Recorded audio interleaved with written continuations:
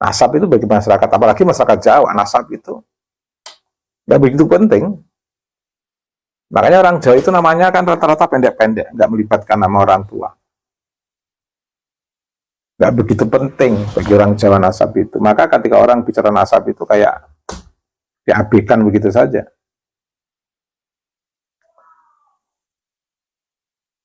Nggak ada di masyarakat Jawa itu cemburu hanya karena orang menceritakan nasabnya, itu nggak ada. Karena nasab bagi orang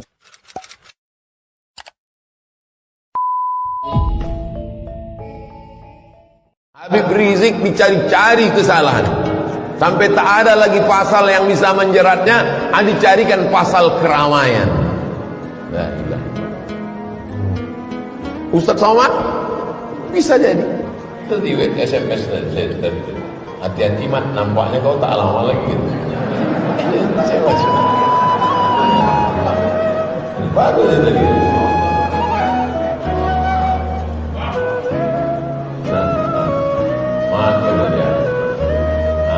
Ustadz Mahir tak masuk, Ustadz Nur masuk, nampaknya kau tak lama lagi gitu. Saya nih paling pantang ditakut-takuti, diancam mereka, dipoto mereka rumah saya dari atas atap tuh pakai drone. Tak takut saya, paling pantang saya diancam-ancam. Belum kenal kan sama dari imigran Yaman yang didatangkan Belanda dulu membela nasab palsu mereka yang sekarang sudah terbukti tidak tersambung ke Rasulullah, dan tes DNA juga mengkonfirmasikan hal itu. Ya, beberapa teman minta saya komentar, ya kalau saya gampang wae. Ustadz Abdul Somad itu sebenarnya nak pinter dulu ketika belum gaul sama Rizik Syihab, Bahar Sumed dan lain-lain itu, ya sebenarnya masih objektif lah. Sejak bergaul itu, apalagi sekarang udah dapat apem Baklawi. Itu jadi kayak kehilangan akal gitu. Ya dia kan nggak ngerti tentang apa ilmu nasab. Ya fas'alu ahla dzikr in kuntum la ta'lamun, harusnya kan begitu. Ya tanya ahli nasab, tanya ahli DNA sebelum ngomong soal nasab gitu. Ya tapi kita doakan Ustadz Abdul Somad supaya dapat hidayah, supaya dia seperti yang diharapkan oleh leluhurnya, yaitu menjadi al-ulama warasatul anbiya, yang yang durunal ummah bingainir rahmah, bukan yang durunal ummah apa itu bingainil apem. I love you Ustadz Abdul Somad. Kembalilah ke siratal mustaqim, siratal anbiya wal mursalin ya. Assalamualaikum. Alkisah. Saya punya tamu, subhanallah, beliau ini kasepuan, kebetulan masa mudanya nyantri di Kajen Pati.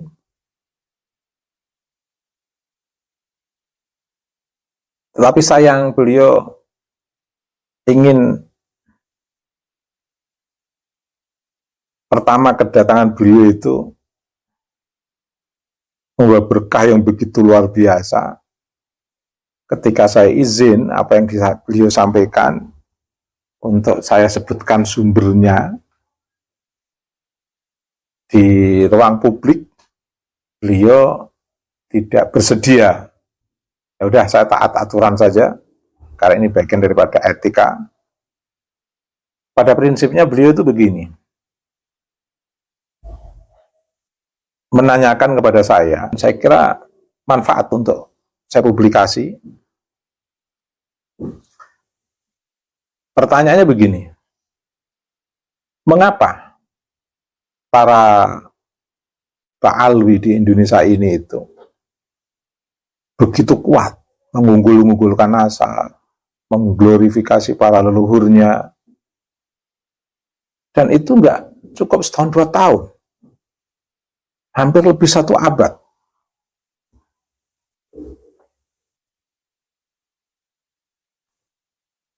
pertanyaan berikutnya, mengapa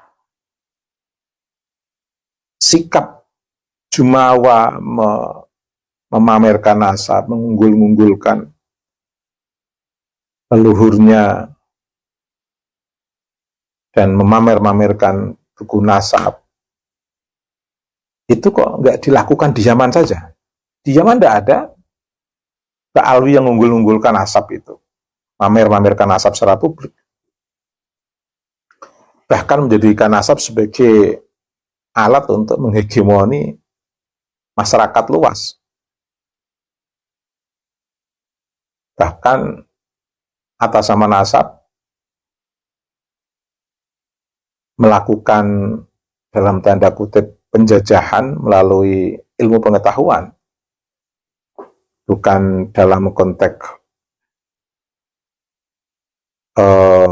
melalui persenjataan, sehingga penjajahannya ini dalam bentuk knowledge is power, pengetahuan sebagai sebuah kekuatan untuk membentuk hegemoni. Dan anehnya pengetahuan itu pengetahuan yang sederhana, yaitu nasab. Mengapa ini nggak dijadikan alat untuk menghegemoni masyarakat Yaman? Bahwa di Yaman itu ada dia sebagai cucu Nabi yang hidup di tengah masyarakat Yaman, yang notabene jauh lebih lama datangnya mereka di Yaman, atau bahkan sudah dikenal sebagai masyarakat Yaman, bila khusus masyarakat Hadramaut. Mengapa tidak diunggul-unggulkan di sana? Tidak dilebih-lebihkan nasab itu? Atau di Arab misalnya, atau ketika di Irak, Iran, mengapa nasab itu tidak diunggul-unggulkan, tidak dilebih-lebihkan? Bahkan informasinya,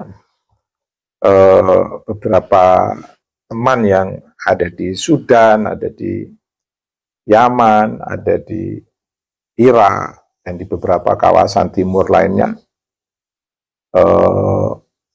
itu nasab itu semacam untuk catatan silaturahim saja, catatan penghubung untuk menjalin silaturahim antar saudara sebenarnya.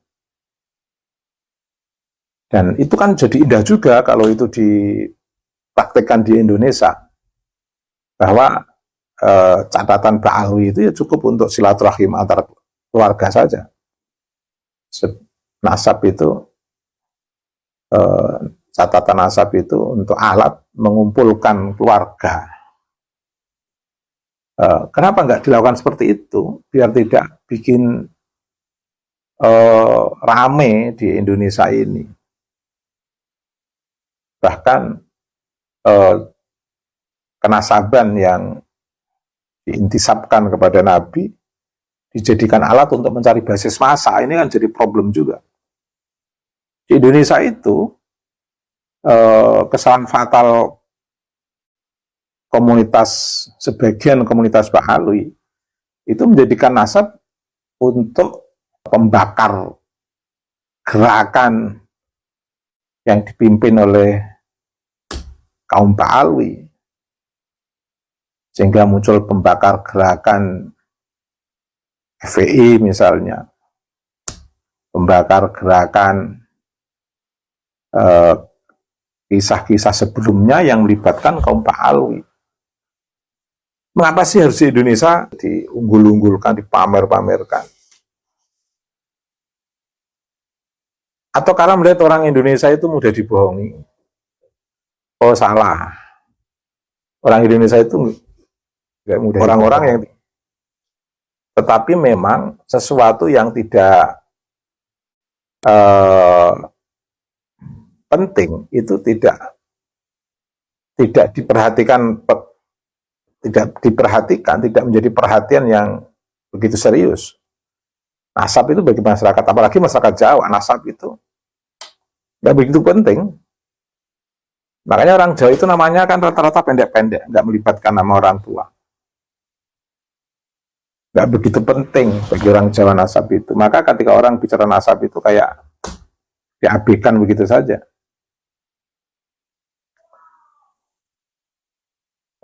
Nggak ada di masyarakat Jawa itu cemburu hanya karena orang menceritakan nasabnya, itu nggak ada.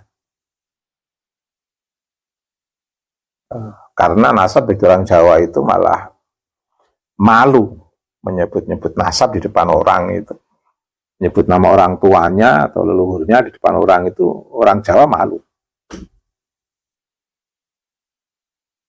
Saya sampai detik ini lebih bangga sebagai orang Jawa, dan nyaman sebagai orang Jawa itu nyaman. Dah terkondisikan kejawaan saya itu dari para leluhur.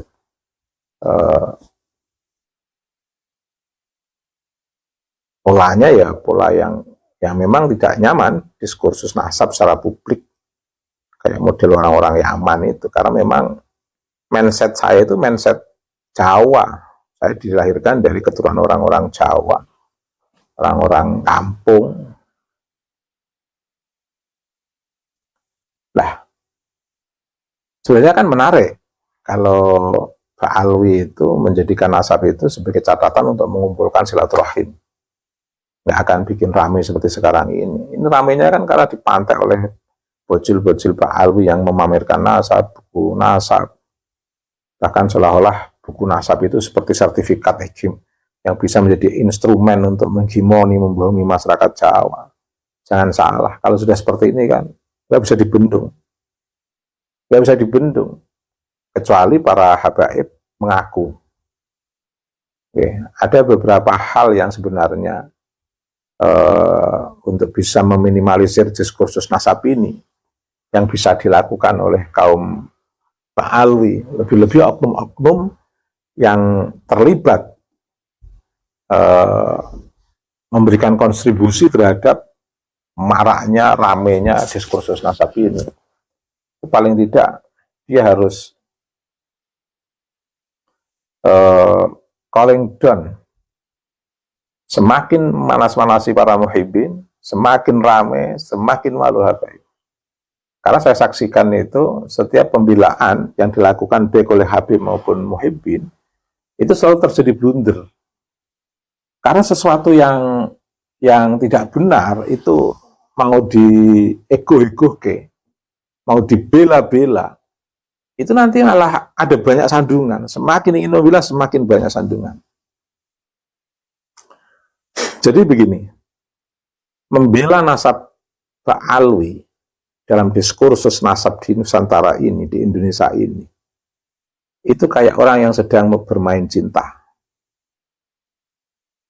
Ketika orang mencintai orang yang dicintai, dia ingin berkirim sebuah surat, satu kata yang ditorehkan dalam sebuah kertas melalui tinta kerinduannya itu ada seperti 1000 kata yang belum bisa terungkap. Dari 1000 kata ditulis ada 1.000.000 kata, 1.000.000 kata ditulis ada berapa puluh juta kata sampai berapa ratus juta kata, dan itu semua belum mewakili.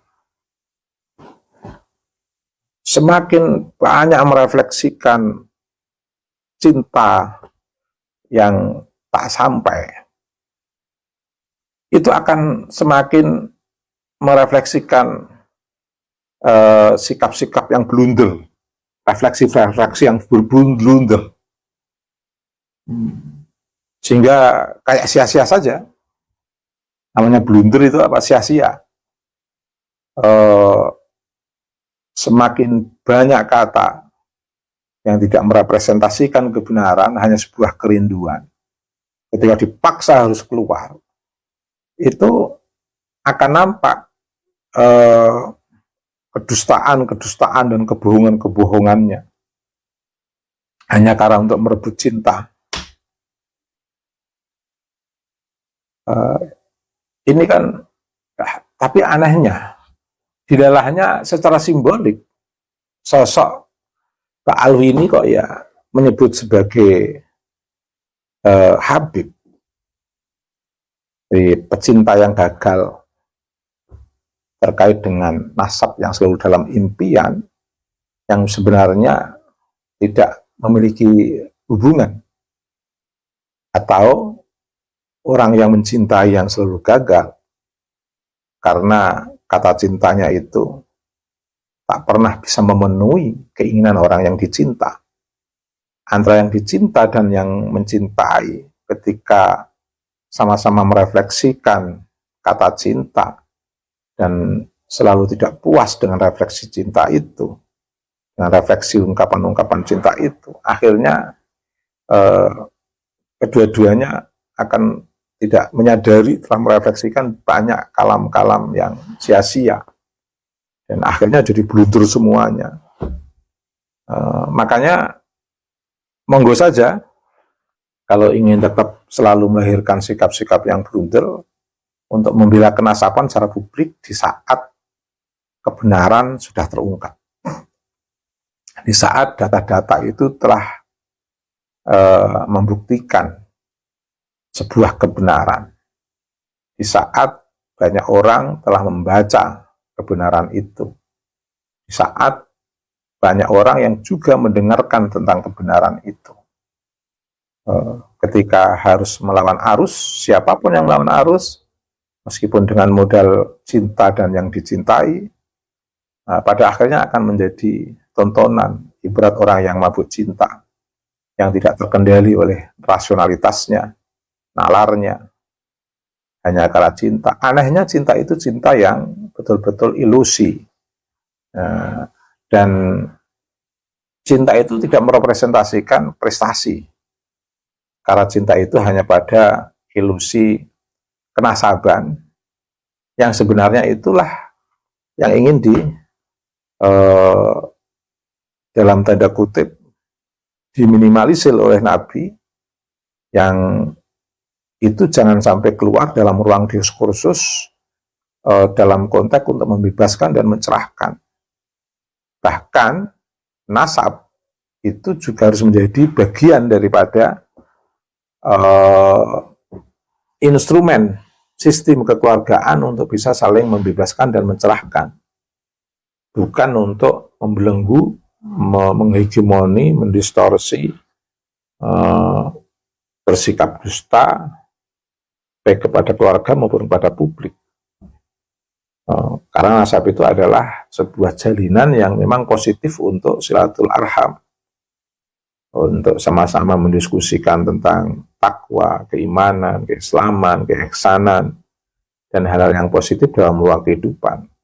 Bukan untuk menggelapkan ruang kehidupan nasab itu, sehingga digunakan untuk kesombongan, keangkuhan, hegemoni, menciptakan kelas seperti di era jahiliyah. Ini problem. Sekarang ini kan merasakan, kan, Babib. Apa sih salahnya ketika sudah terlanjur mengglorifikasi dan akhirnya responnya sangat negatif terkait dengan glorifikasi terhadap kenasaban Pak Alwi, direspon secara negatif oleh masyarakat? Apa sih salahnya untuk minta maaf secara publik? Orang-orang yang pernah berbuat salah, memamerkan nasab, minta maaf secara publik. Apa sih salahnya? Kan sebenarnya nggak ada salahnya juga. Dan mengakui seluruh relasi kemanusiaan dan menghargai sistem kenasaban siapapun untuk tidak saling merendahkan. Ini kan menarik sebenarnya, karena harus diakui yang memulai ini semua adalah para habaib. Itu terbukti sekian abad orang-orang Jawa tidak pernah mempermasalahkan nasab Habib Pak Alwi.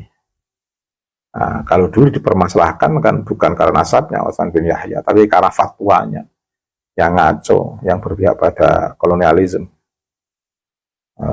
Bahkan di era Musa, Al-Munawar, Al-Aidi, para hubah, mereka diamuk masa itu kan bukan karena nasab, tapi karena pilihan politik mereka yang merusak kearifan lokal, merusak nasionalisme, merusak kebijakan-kebijakan yang ingin mereka rubah dengan cara yang ekstrim. Tapi sekarang ini problemnya berbicara nasab, problem Mbak Alwi itu problem memang pada nasab yang sangat sepele itu. Diskusi tentang nasab itu kan diskusi yang sangat memalukan, karena sangat remeh-temeh begitu.